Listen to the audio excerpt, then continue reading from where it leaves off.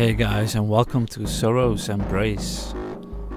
I'm Dante, I'm from Guild Equinox, and today we're going to look at Path 2, where we help Rasolov free the workers.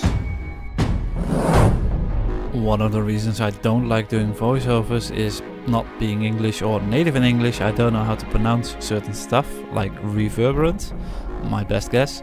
But we have 3 of them here and they shoot lasers at us. These lasers stack vulnerability and some sort of condition removal is useful therefore here.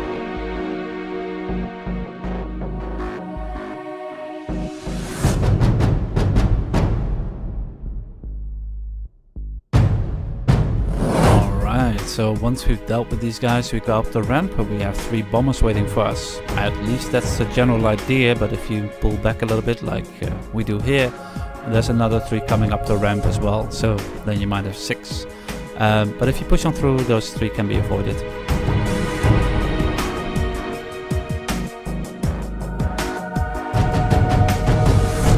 To wrap up this area, we have a little group waiting in front of the door, and once your DPS goes down, make sure you pull the chain next to the door for our first boss.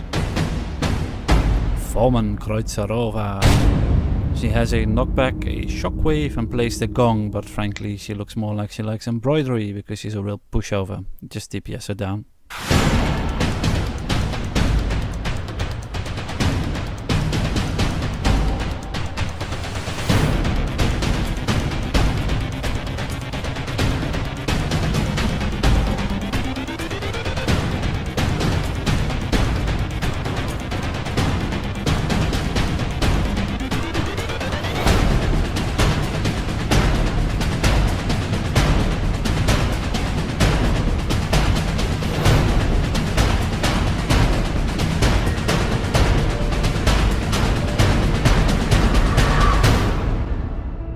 But what is this? Still no chest?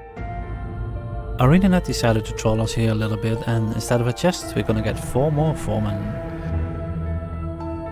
Each foreman comes with its own little group of elite ads. They stand quite far away from each other though, so it's basically 4 separate little fights, which is not too difficult if you take down the ads first and then focus on the foreman. If you do that for all 4 groups, you can finally claim your chest.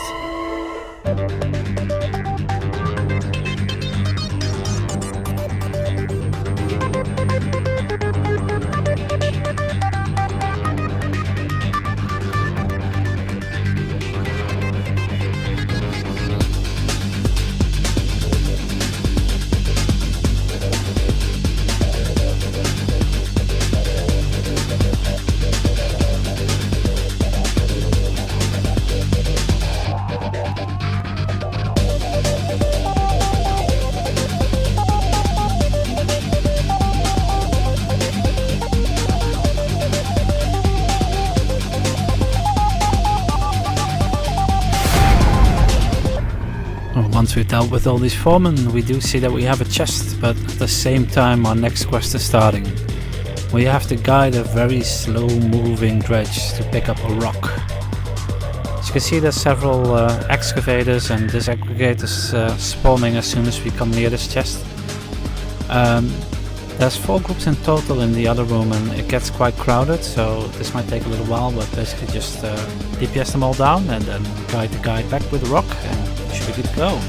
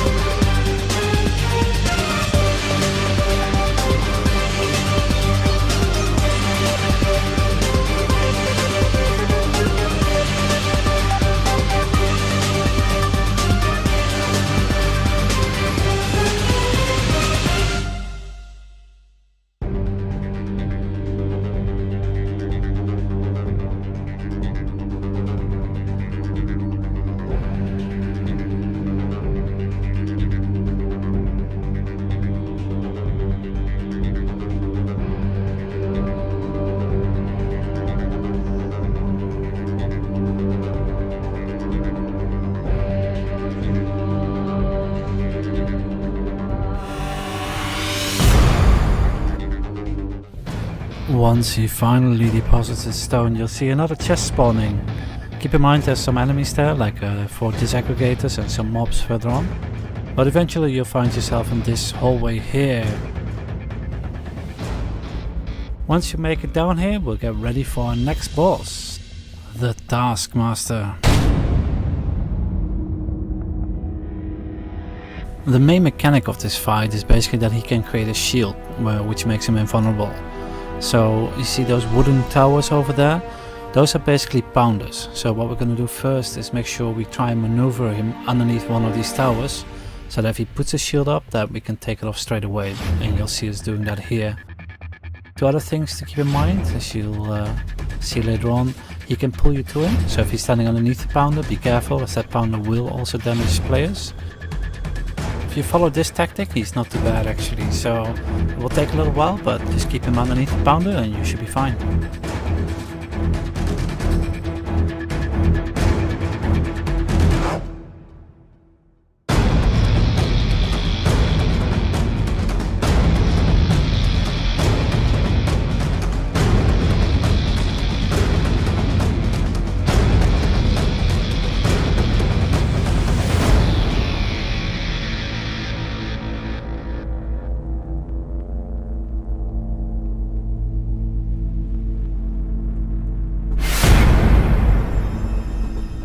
For our next challenge we need to collect glowing rock and bring it to an NPC which is standing next to a tank. Fortunately that tank is all the way across the room and the room is full of dredge, so as you can see in a bit we'll use invisibility here and jump partway there, but if you can't do that, pick off the enemies in small groups and try to make your way there that way.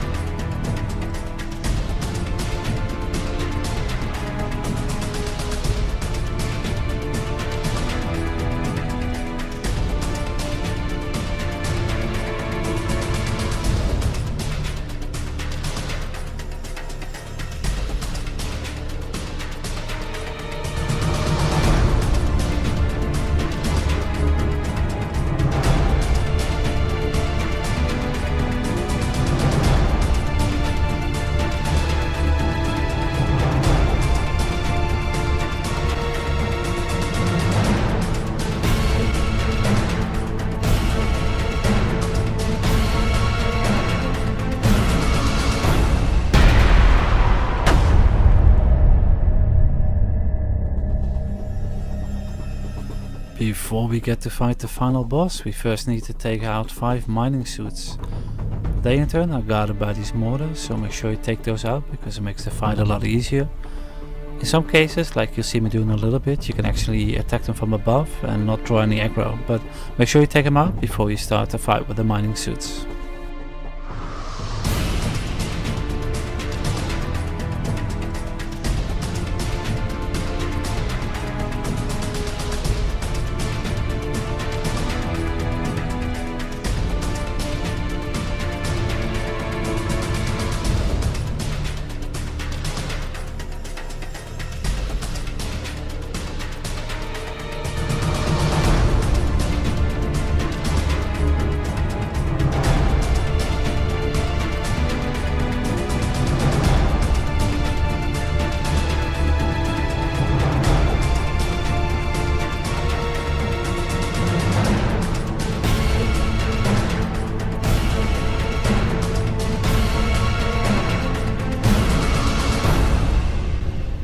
Okay, 5 more mining suits and then we get the final boss. So this is a pretty difficult fight and not much of a tip, but at least make sure you take 1 down in case you wipe. So that in case you go back to waypoint, and at least you got 1 less waiting for you as they don't respawn.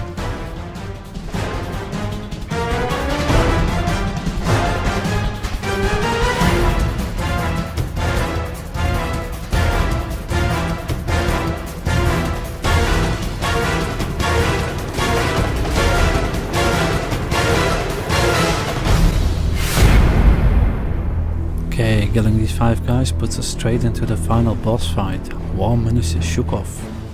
We don't actually get to fight him, we get to fight Mark 1 and Mark 2, and the most important mechanic to know is that they switch invulnerability state. So if you see, like here, where you hit it and it gets 0, make sure you switch to the other target. Mark 1 basically does this whirlwind thing, where it's like when Lee attacks on one person. Mark 2 has a discharge of electric bolts, putting a re-attack on and circles on the floor as well. I'll put more text at the end of the video, but let's just watch the fight.